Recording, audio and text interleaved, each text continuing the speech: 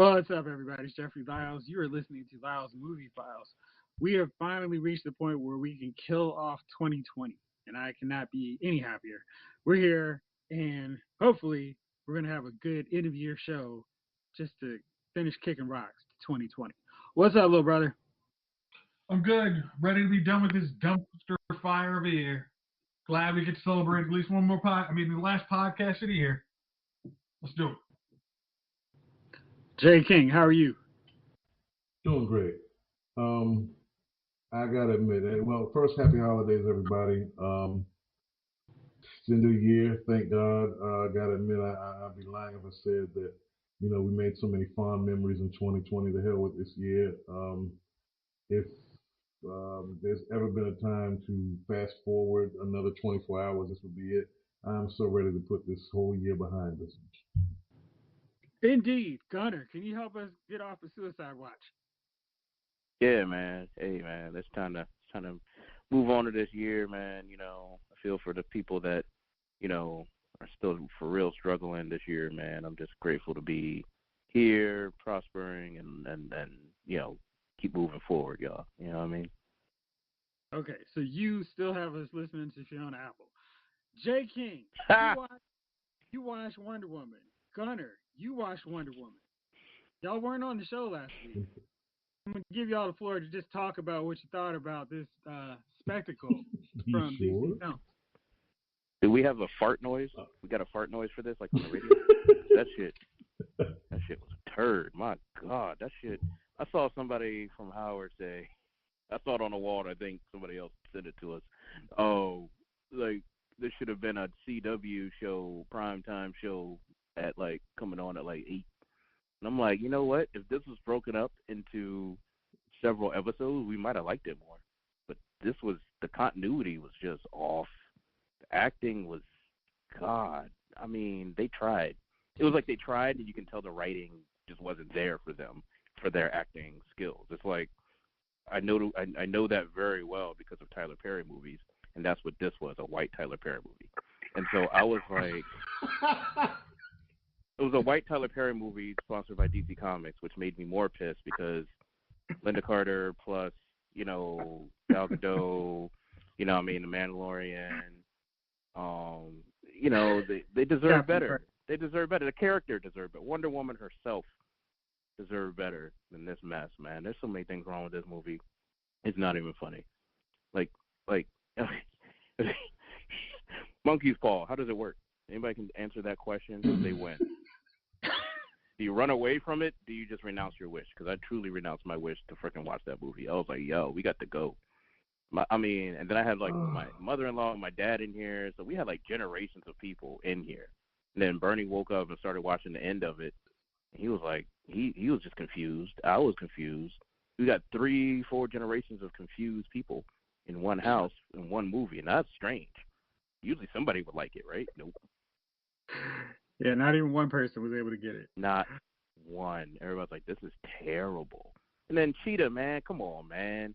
They ain't had to pull the cat CGI over to this shit, man. That shit was terrible. I was like, first of all, why Cheetah white? Second of all, this was a white, not white, Kristen Wiig was white. No, I'm talking literally the color white. Instead of orange. She's supposed to be orange, yeah. And I was like, all right, they already messed that up. And then I'm like, yo, the animation. She looked like she was in Cats. She's like, yo, well, you got to fight Wonder Woman, but you got to star in the shitty CGI Cat version movie, right after. Good God. I mean, yeah. I can't Don't double look yourself, Cheetah. Yeah, man. And then your boy, oh, God, Pedro, man. What the hell, man? Why? And then I was done with him anyway because it was the worst portrayal of Max Lord, dude, I've ever. I couldn't imagine, I thought Max Lord was supposed to be a sexist. I thought he was supposed to be a sexist, right? He's a lot of things, and they had a lot to pull from with Max Lord, and yeah. I don't know what they did with him. It was midway through, Patty Jenkins was like, well, maybe we should not make him a bad guy, but just this guy. Right, well, come on, man. The whole movie, he's been like, yeah, I don't care if people kill each other. I just want more wishes so I can keep myself alive because I value my health above everything else. Oh, shit, we forgot we introduced his son. Let's make sure that we, oh, my God. Yo, it's they forgot that he existed. Well, then the they put him son back in. forgot that he was acting in the movie. He was like, "Are you my daddy?" Yeah, all that mess. Oh my God, this It was dude. like negative chemistry. Yeah, Well, Jay King. Yeah, I was like, what? Jay King, what did you think about it? This was this was garbage. This was, I feel like for all the hype and hoopla, the delays, you could have released this on a Sunday afternoon in early February. You could have just On put TBS. this movie out on. It could have been on TBS in the world premiere of Wonder Woman '84. You don't care because it's gonna stink. This movie stunk. And look, I ain't afraid of anybody's backlash. We're not sexist. We're not any of those things. You have to Do you know how many call women garbage don't like this garbage. movie? But Gunner, there's gonna be a lot that do and gonna say that any man that doesn't like it is a sexist. He's a hater. He's this because you can't have you can't agree with the popular opinion, right? Whatever it is, you have people who are gonna hate it. You got people who are gonna love it and defend it. That's just the way it is. People are gonna defend it. Movie is trash. It's like that's the popular. Well, Jason, you got to remember, that depends, right? Because it's certified fresh on Rotten Tomatoes, and some people sight unseen go with that, right? They make their decisions based on Rotten Tomatoes. They took it off. They took that off. Yeah, B. They took that off. Really? Like, they had a Sunday or whatever. Yeah, they took that off like Sunday or Monday. National ad campaign. Their national right ad now campaign it is 61%. So it is hanging by 3%. Hanging on. Fresh. So technically, they can say yes, we are certified fresh. But if like 6 more critics hate it, it's going to be rotten. Yeah, it's done. But you have people who are going to defend this turd to the hill, right? Oh yeah. Yeah. That's what I'm thinking about, and it's not so much their opinion, really matters. Like, look, this was trash. Call it what it is. This movie stunk, and plot holes and everything else aside, it just wasn't good. Gunnar, you touched on it. The writing, the acting. Kristen Wiig started that film. Her introduction was like a bad SNL skit. I thought she was doing a character from one of her days in SNL. I'm sorry, are you talking about Wonder Woman or every movie she's ever done? Wow. Ethan. Yeah, he's setting her on fire today. Dude, go back to all the podcasts when they said that she was going to be Cheetah. Like when Jeff first told us that, I said the exact same thing. Like, that don't fit. I remember. That shit don't fit. Yeah, it don't fit. It don't go. And we saw, and we got firsthand why that don't go. We got to see firsthand why it doesn't go. You didn't feel anything for her character. If they would have killed her off in the first 10 minutes, you wouldn't have batted an eyelash. You really wouldn't. The problem with it though, I didn't care about anybody. The only person in this entire movie that I cared about was the poor schmuck who Chris Pine took over, so Wonder Woman could get her jollies off. She was like, "Yo, I'm done with you. What does this guy do now? You gonna sit in the street. Hopefully, you make it back to your spot. Sorry about that informal superhero date rape I did. It's all good though. I'm glad to see you all right, and I like your outfit. It's all good, dummy. I'm gonna drop you off here in the chaos of downtown DC. That was the only good thing about this movie is that they shot on location, on the exception of a few scenes. Those of us in this area, you recognized immediately where they were. Pennsylvania Avenue, Georgetown, Commander Salomon. Mm-hmm. Yeah, the Watergate Hotel. Was like, you knew exactly. I'm like, yeah. I was like, yeah, they filmed it here. The Metro was messed up though. That Metro looked a tad modern. And the Metro clean. was like, there ain't no signs. Them signs came like when we were in our 20s. Like, it should have been the red line is delayed for 20 minutes. That would have made it authentic. One thing they were at LaFont Plaza. I'll give them that. They were on the platform at LaFont Plaza. They were down the steps of LaFont Plaza. He didn't tell Chris Pine to stand on the left, on the right though. That's the only. You better not. He was a tourist though. He was a tourist. I know, and nobody came to roll him over. Like, I don't know. In the 80s, that still happened. I was there. Oh yeah, absolutely. All right, that's what I'm saying. Like, why were the signs there? I was like, why were the signs there? Like, yo, back in the day, we had to guess. Like, we're like, I hope that shit's coming. All right, let's move on because I think we could spend another hour bashing Wonder Woman. Yes, we can. So there were two interesting Marvel Studios news here. Shia LaBeouf was reportedly being eyed for a role with Marvel Studios before his latest incident of sexual battery lawsuit. I don't know why everybody's so pressed to keep this dude in action. I mean, have we not seen the Transformer films? I feel like that should be a stain that prevents him from anything else.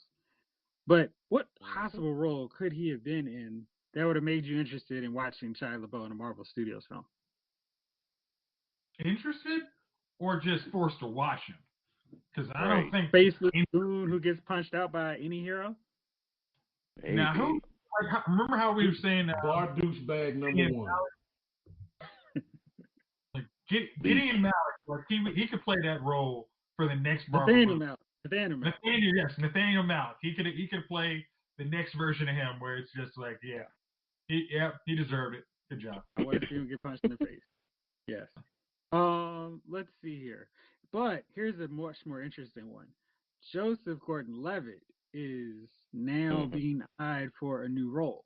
If you remember way back when, he was right on the cusp of breaking through to Marvel Studios because it was between him and Paul Rudd for the Ant-Man role. And they went with Paul.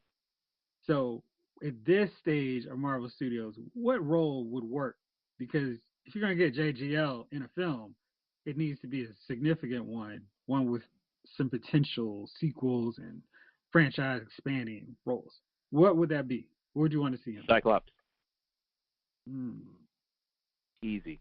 Cyclops. That's it. Well, wow. Okay. Man. Second is the Beyonder. Huh? Yeah. Maybe it's a Beyonder, kind of like he's sneaking in every movie before you get to a secret Secret Wars. I can see that. Yeah. Jay King, you got one? Silver Surfer. He could do that too. I think I like Gunner's Cyclops though.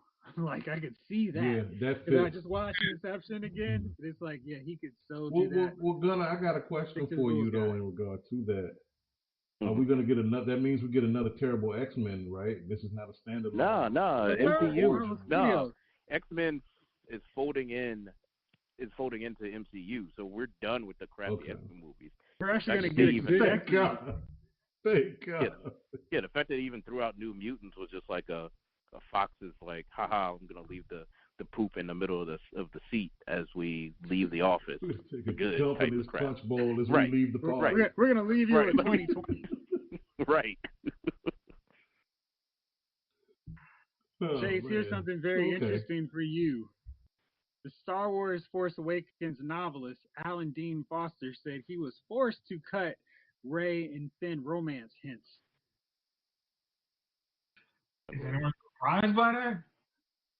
I mean, they decided, we might try and do this, but we might also have no idea what we're going to do in the next movie. So anything that could lead to a plot from another story, can you just take that out?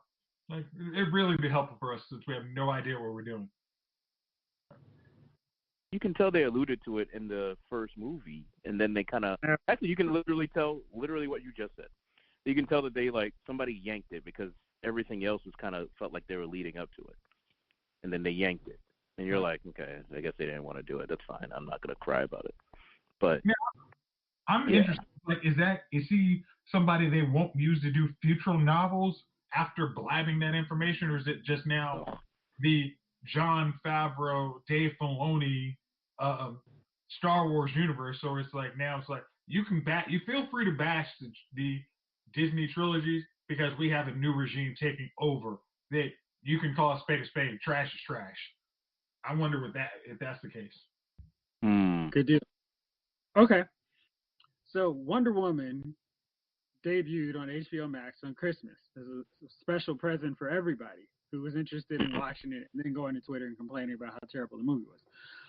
Cool. Now, it did help HBO Max get a huge bump in subscribers. or streaming viewers. Over the Friday to Sunday period, it got 554,000 users watching, Nice. and a record 244,000 on Sunday alone. That's pretty good, right? Only problem was during that same period of time, Disney Plus had 2.3 million global downloads. Wow. Uh-huh. You know what that's about? Hello. Well, Wonder Woman's the only movie available in 4K.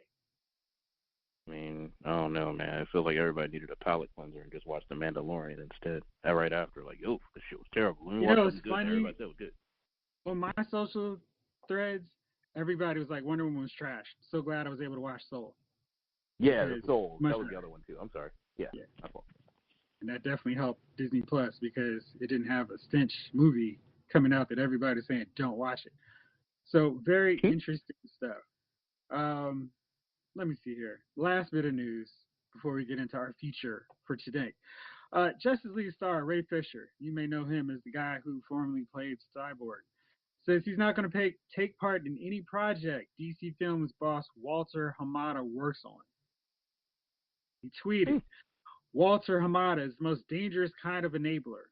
His lies and WB's PR's failed September 4th hit piece sought to undermine the very real issues of the Justice League investigation. I will not participate in any production associated with him. Now, clearly, he feels wrong. Some of his co-stars, Gal Gadot, Jason Momoa, have spoken out in varying ways about their support for what he experienced. And Josh Whedon is really not working on anything right now. So we could say maybe the main culprit for his disappointment is gone, not working with DC anymore. Is this the best move for Ray Fisher? You talk integrity? Sure. Talk acting in Hollywood and how they deal with black actors who speak out. You can ask Eartha Kitt and your boy from Heroes. Probably not a good look, but, integrity-wise, we'll see. Unfortunately, you might have to do some Tyler Perrying and then move on to something else. Now, how can you say it's all about integrity and then go work in Tyler Perry in the same sentence? You got to eat too. I'm a realist. I'm a realist. There's some integrity where you don't want to work with the white cat or whatever, with the white adjacent cat that is screwing you over. And if you know that this is what's happening, then you don't want to work with those people anymore. But you still got to eat. But you just blacklisted yourself, and I mean that in the racist way that white people made that word, and you just blacklisted yourself. So at that point, you got to do what you got to do. You know what I mean? Unfortunately, you might have to do some crappy role. Hopefully, it's a Spike Lee role, but it most likely will be your boy because that's what he does. So I don't know. I think integrity-wise is good. I feel like I liked what they were going to do with his cyborg, but I don't know what they're going to do. You know what I mean? I don't know. I just didn't like. It left a nasty taste in my mouth that his character wasn't developed, and then we find out why. You know what I mean? So I'm Team Fisher. It's just it's unfortunate. I just understand how Hollywood works too. You know. In fairness, Ezra Miller's Flash character seems like he got screwed out of some development too. So I don't know what the deal was, but it was a bad look all around. Okay, yeah. I'm just out of for very much for eating purposes. I think that's probably a piece or something you don't mention on Twitter. You just kind of tell your friends that, and you pass in public. You just kind of go with the silent, no comment. And because your integrity still isn't hurt. You just say privately, I don't want to work with that person, but you don't put it on blast. But again, I think Gunner's right. It's like you say now they can say, and it comes off as not that they were difficult. It's now you're difficult to work with, and that's right. when it starts a horrible narrative. And it's like, well, he didn't get his way, and then we decided to have a fair and balanced investigation, and he wanted us to do a hit job. So we won't be choosing to work with him. And since all of my buddies are who I talk with, you're not going to get a role. And that's unfortunately his agent or somebody should be like, I know you want to make this statement, but you can't make that statement. Mm-hmm. And I'm still, what I really, after even messing with DC, you just dropped something like Ezra Miller. How is he still employed with DC? I've Right. not heard anything about that. I just don't understand that. Who? Ezra Miller. Ezra Miller. I don't know. Maybe they did an investigation and he hadn't had any issues. Who knows? I don't know. He kept his mouth shut. That's part of it. He You know, did. skin tone. Skin tone kept his mouth shut. Yeah, Johnny Depp has been out there like, I'm gonna sue you too, and then it was this messy deal, and he's the one that got the hit from it. So who knows? All right. Well, we've reached this point where I needed something. I needed some fun and games. So 2020, not the best year. I think we've all agreed on that. But I task you all with the incredible task of giving me your best and worst of 2020, so we can celebrate the best and mock and deride frequently the worst. Which one of you brave souls would like to go first? Oh, JC, you look hyped up. Why don't you go? Okay, bro. You're nice and generous. Because I made a point not to watch that many bad movies unless it was related to the show. I only actually had 2 movies that 100% make my worst of list. One, we spent last week bashing Wonder Woman 1984. I don't need to say anything more. But the other one is one I think most of us forgot in this podcast, and that is John Henry. Mm-hmm. I'm sure some of you guys forgot how bad that Terry Crews turd was. But then I remember seeing that came out this year, and I was like, this is impressively bad. Should not be watched again. Should not be viewed again for comedy. Bad. And I definitely say it deserves a spot on my list of worst films for 2020. And did you want me to go in the best of? Sure. What do you got? Okay, I got a couple of them. All right. So, first off is this year's favorite to win Best Picture, Bad Boys for Life. Because it's the last movie that actually made some money for the movie theaters. Now, Wonder Woman made $85 million. Yep. Okay. They won pandemic year. They're not gonna count that as Best Picture. So, I think I'm safe. Next one I got is Invisible Man. I like that. I thought that was a very good take of modern Invisible Man. Don't have to go too much of anything else. But a real crazy kind of stalker dude that I think really worked on that. The next one I liked was Jingle Jangle. As Jeff asked me, we're watching some more holiday movies we're going to try and talk about on the podcast. But everyone was talking about Jingle Jangle, and I was like, let me check this one out. And I thought it's a musical Christmas movie. You could easily wrap some presents, have a good time. A good good cast. I really enjoyed that one. It's funny. I didn't like one song in Jingle Jangle. And I love musicals. But I was like, when are we going to get to the good song here? I liked the little girl song, her song, Justice's song. I liked hers. Her song was about the best one, but it wasn't anything that made me go, oh, this is really good. I need to pause and rewind it. Yeah, I could get you. I could dig that.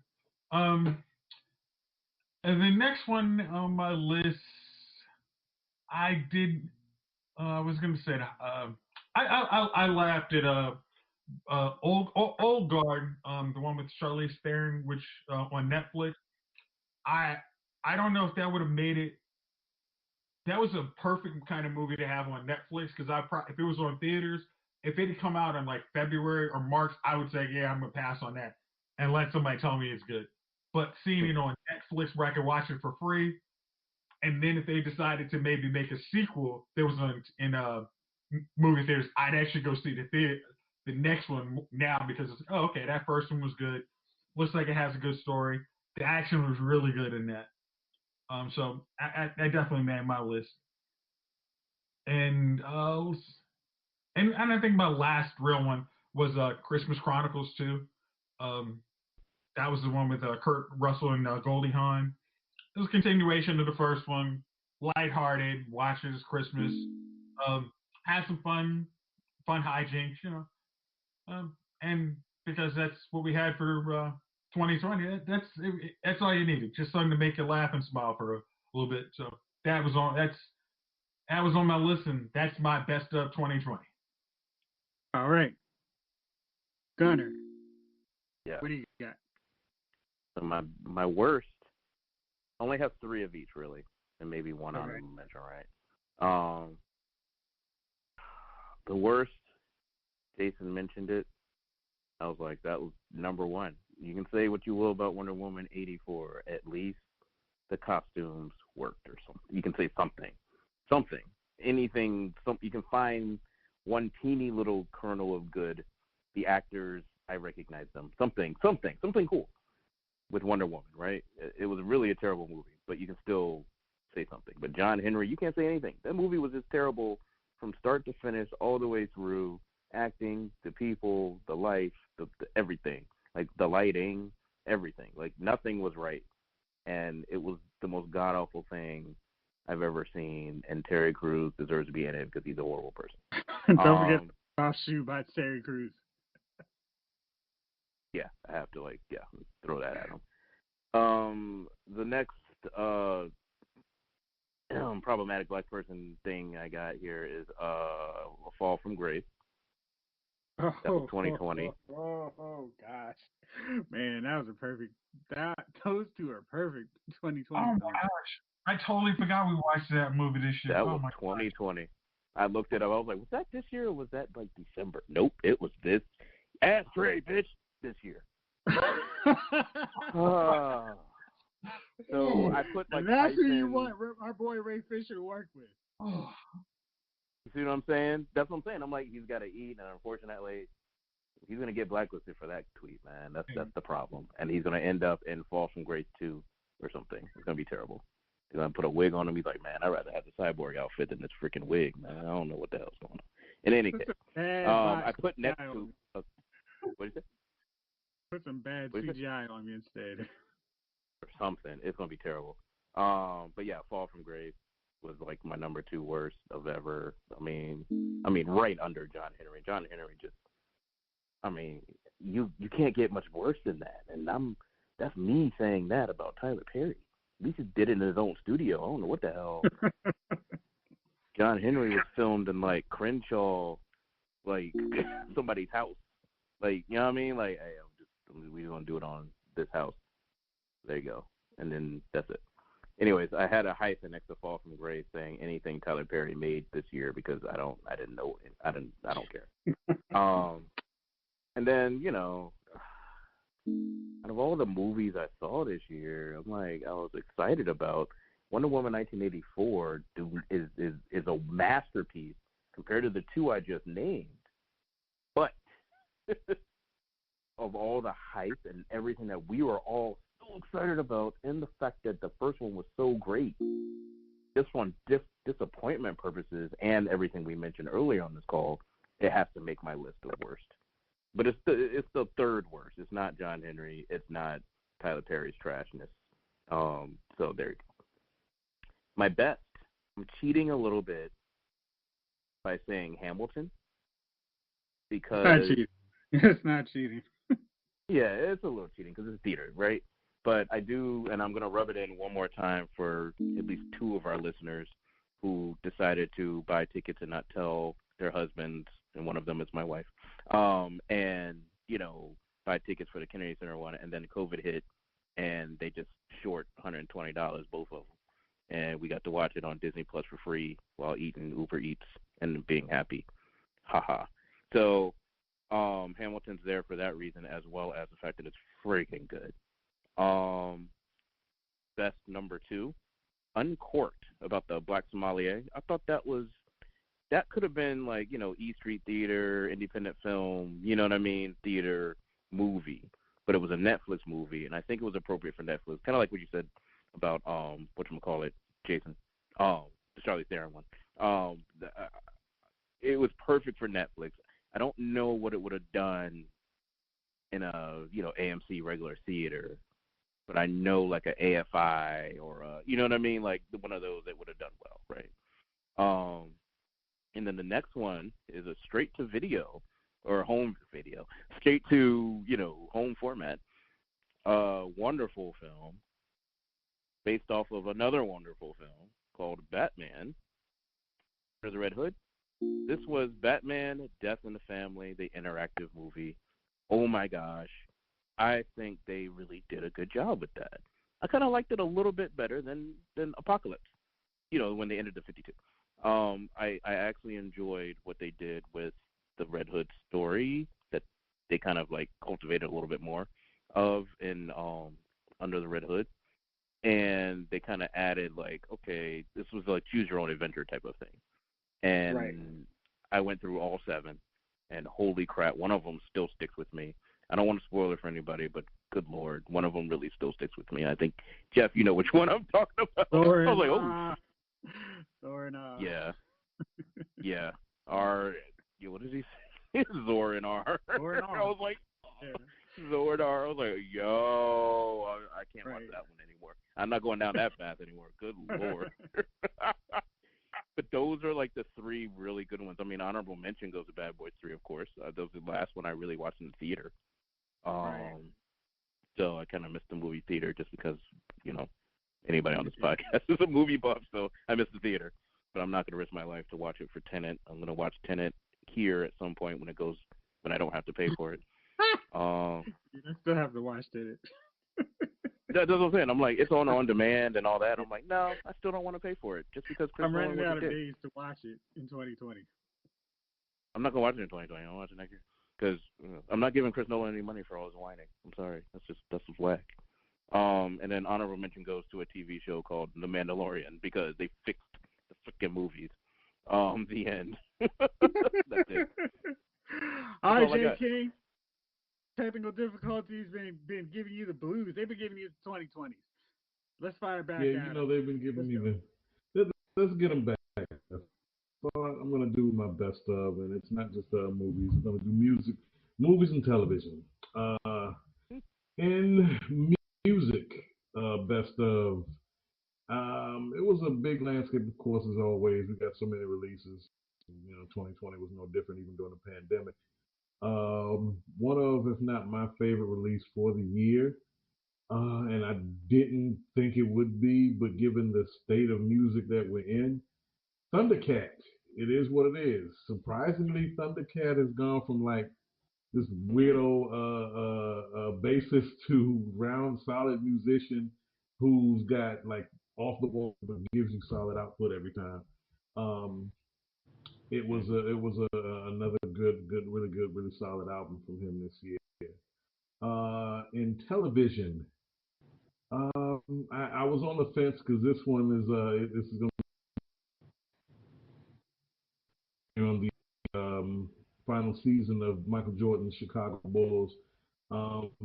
It came along at a time when we were desperately trying to entertain ourselves and have something to keep us, glued to the TV and staying home and staying put. And they did the perfect job. They spread it out over I don't know how many weeks. I don't remember now, but they spread it out and gave you something to be home for Sunday for. It was involved. It was very entertaining. We got to see the side of Michael Jordan that we never got to see before. It was also a treat to look at old, bloodshot-eyed, drunk-ass Michael Jordan being a jerk there. Being a jerk. Old glassy-eyed Mike holding on his whiskey, being a jerk. It gave you a window into not just what it takes to for a championship team to have success even after winning as much as they had won during that time, but a window into what it's like for someone like Michael Jordan, what their mindset is. I always say that we don't know what it's like to be at that level because there's a level of greatness. You're not going to be a nice guy to attain. You can't be Mr. Nice Guy all the time. It takes a level of dedication that most folks can't understand because most people aren't dedicated to themselves. So it gave you a window into that. Um, movie best of. I didn't watch a ton of movies because not a lot of them were good this year. I'm sorry, but one of the best ones that I did manage to see was what is it? What is Pete Davidson's King of Staten Island? Yes. I watched that. It was really good to me. It was really funny. It was just I so much that kid because I think at some point all of us, especially in our early 20s, I like Pete in that movie. You're just aimlessly drifting, trying to find your way, to be understood. Add that to the fact that he was really coming. He's still, and you can tell in that movie, he's still coping and getting over his father's death. So it was really a piece for him to not just break out, but to have some therapy. So those are my top three in that landscape. Time for the worst of. Worst of is Jay Electronica's Best of Both Worlds with Jay-Z. I don't even know what that album is called. I can't remember because Gunner, you yell laugh. Dude, a written testimony, I think is the name. Now, I've been a Jay Electronica fan. First heard Spotless Eternal Sunshine, the EP he did way back, and I want to say this was 2005, 4, 5, something like that. I said, oh my God, hip hop.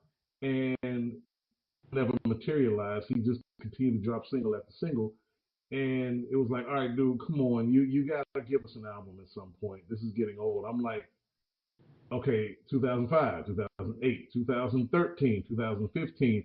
It got to the point where you just can't defend Jay Electronica anymore and his lack of output. You keep saying, oh, he's the nicest MC, one of the nicest MCs out. Yeah, but where's his album? He's got no output. He finally gives us output, and it's a duet with Jay-Z.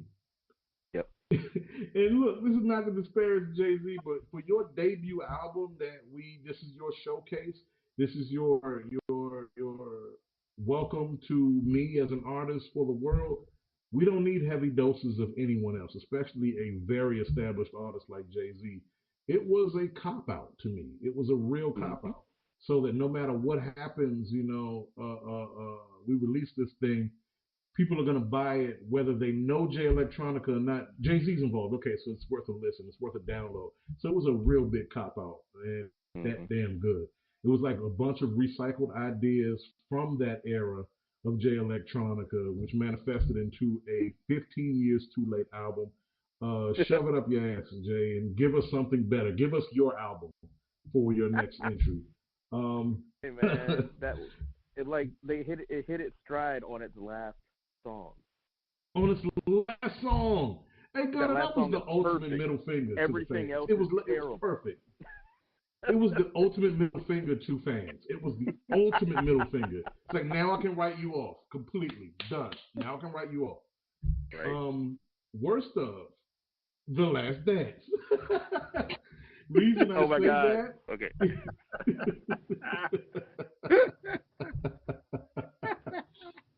All right, Reason being, we had a lot of worst stuff. Well, I say that because Jordan cleaned up version of a lot of things, right? It was his cleaned up, glossy version of a lot of things. And another appreciation, I'm sorry to jump backwards, but something I forgot to mention when it was on my best of, is the fact that they gave kids an opportunity, those who missed completely the Jordan era, it gave them the opportunity to see what kind of star magnitude this guy had and created, and the blueprint he laid out for athletes for generations to come. And a phenomenon in sports like him since. You can name them. LeBron, Brady, it does not matter. None of them have had that impact. Michael Jordan changed the entire landscape of sports, of how leagues are marketed, athletes are marketed, how product placement and product involvement is, corporate product placement in sports is. He changed it all. Getting back to the bad, this was Michael Jordan's cleaned up version of a lot of things, and it was You can't be upset with that because it is the Bulls' last dance. But I would have liked to have seen a little more factual, if you will, like a little more factual occurrences rather than some glossed over stuff. And I completely understand. Michael Jordan has complete control over the project. He had complete control over the project. That's why what made it to film or made it to our eyes made it to our eyes and nothing else. But I would have liked to have seen them not be, or not to see this be as glossed over as it was. And worse than film, Merry Christmas, Wonder Woman. The worst movie I saw this year. And look, as much as I like the first Wonder Woman, it was a real movie. The second one it really felt slapped together. It felt like they really didn't know where they were going with it. There's a lot not to like. I mean, from the opening action sequence, it looked like the opening action sequence. It was fun. I mean, like the Gladiator games, that was fun. When I say opening, I mean Diana and web slinging around, lasso slinging around Pentagon City. Pentagon City. Yeah, like come on, dude. And it was just cheesy for the. It wasn't a good amount of cheese. It was a little too much cheese. That set the tone for the rest of the movie. The inner Kristen Wiig doing her skit. I don't want this. I just don't want this. It never took off from there. Diana at the party and she runs and hey, I'm the guy that used to be. I'm this guy. I'm your old boyfriend. Would have made it better to me if the Rogan whose body Chris Pine took over. That would have at least been funny. Like Chris Pine, I'm sorry, Seth Rogen chasing down Diana. That's funny. I'm your ex-boyfriend. I'm your dead boyfriend. How's it going? I would have loved that. That would have been actually funny. It was a dumpster fire going forward. It just wasn't a good movie. I'm sorry. That's what I have. Go to hell, 2020. 2020 really even messed up Wonder Woman. Like, think about that. 2020 messed up a really good franchise, or would have been a really good franchise. Damn. It also gave us a bunch of shitty versus battles and washed up rappers and R&B acts. It gave us the Nate Robinson getting flattened on his face by some goofy kid off of the YouTube, and two fat old 50-year-old former glorious champions Mike Tyson and Roy Jones sucking air for 5 rounds in an embarrassment. It was hilarious. This year was trash. Well, fellas, it's really hard to argue with that. Now, having said all that, we just laid out our worst. Do you guys have any nominees for Dummies of the Week? Mitch McConnell. That's all I need to say is name. Grace, how about you? Sure. I got to give my Dummy of the Week to one Mr.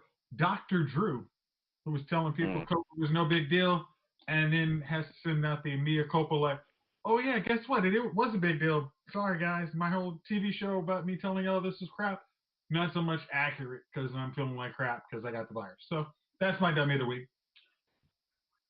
Good deal. Never take advice from somebody who used to help people with their erections. That's number one. Number one.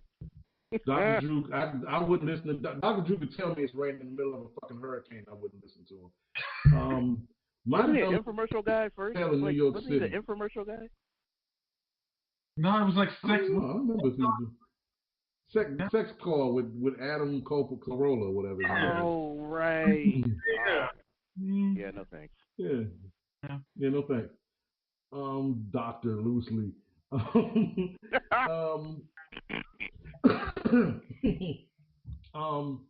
Mine is Karen City iPhone Karen who accosted someone's my man, I forget his name. He's a trumpeter. Horn player. I can't remember what he played. Trumpeter. Yeah.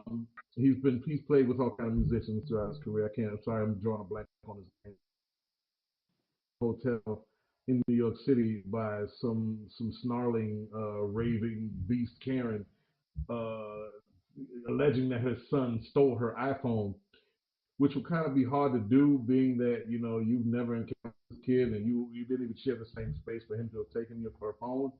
All Right. for her to find out that her phone was in the back of an Uber. Like, this is what I keep saying about these people.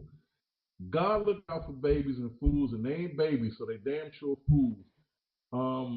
They keep coming across these good-spirited black people instead of running at the wrong folks. Let this happen They at run DG into the Plaza, wrong man. folks. Gunner, let this happen at Iverson Mall. See, white woman dead at Iverson Mall because White woman beaten into a puddle of blood at Iverson Mall for trying to snatch 14-year-old phone. Hey, this is the thing about that. Like my boy was saying, I said, look, she better be glad that wasn't some ghetto ass 14, 15-year-old. They won't even let their mama see their phone. It's true. And you trying to snatch their phone, white lady? I don't know. I will kill you out here. And you see what they do on a regular? You imagine her doing it on a metro to one of these kids? Right. You just tell them shut up, and they'd be like, "What?" And 8 of them on you, like, "What?" Oh, all right, well. Hey, oh my God. Beating the skin off of you. Then you gotta tell somebody like 8 skinny ass, skinny jeans wearing motherfuckers just beat your ass. With bright red shoes. You gotta explain. Bright red shoes. That. You got the bright red shoe print all over your forehead. You sat there and told some kids, can you just quiet it down a little bit? Right. And they'll beat you halfway to death. So imagine death out here. A message to the Karens. You're the dummies of the year probably at this stage, but no, they can't be dummies of the year, dog. We had too much. We had too much of a lot of people. That should have been on tonight too. Dummy of the year. If not dummy of the decade. No. That'd have been last year. For now, dummy of the week is this Karen. And a message to those Karen, those white women out here who feel empowered. I don't know what your deal is. Was Trump got y'all amped up? I don't know, but that's about to be over. Come back to life. Come back to reality. Somebody gonna hurt. Some of y'all have gotten hurt out here messing with the wrong people. Yeah, somebody gonna twist the T your ass quickly.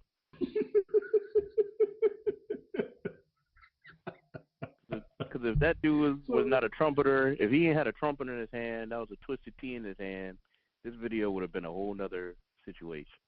Hey, Gunner, did you see? You saw that one, right? The twisted T brother? Yeah, man. Shoot. Oh my God! He's now Jeff, Mr. you gotta T. see this dude.